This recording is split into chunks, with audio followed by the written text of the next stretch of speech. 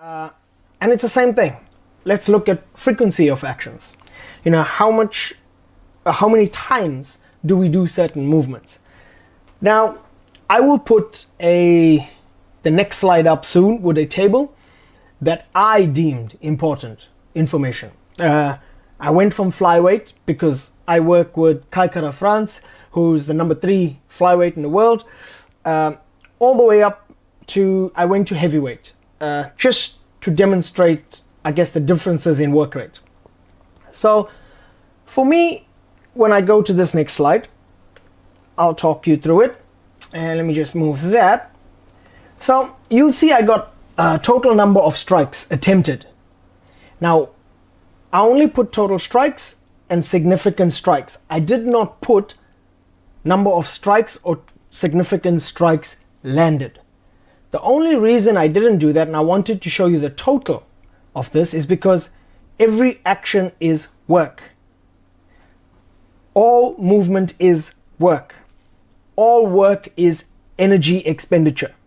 So us as trainers, how do we now calculate how much work to put in to the athlete? Everything like football. So here's the similarities of breaking down things.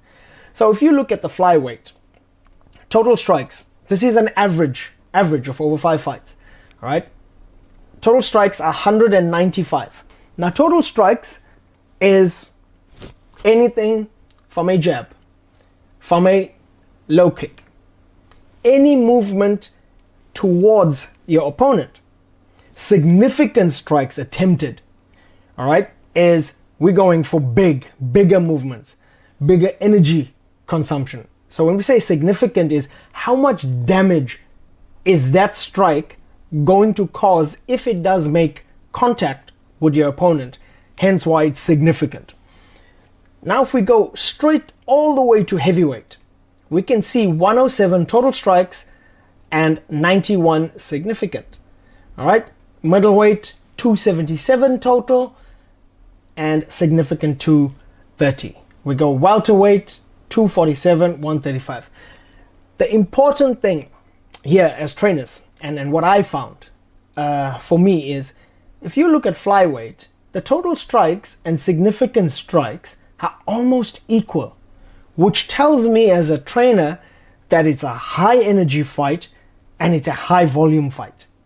All right, so every strike thrown is a significant strike. If you look at welterweight, every strike thrown is not a significant strike. All right, so that's also dependent on the fighter you are working with. So if you got a high output fighter, all right, so if you look at middleweight, that's Israel Adesanya's Dada. All right, so that's 277 total strikes in a five round fight, a championship fight.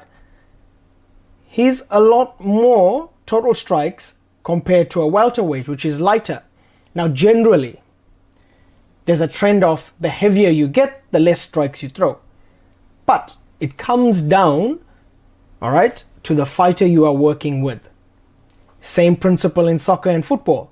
If your coach wants to play in a certain manner, wants to press very high, or wants to sit back off, it's going to dictate the actions and the total number of actions. So this is the same principle here that we see with MMA.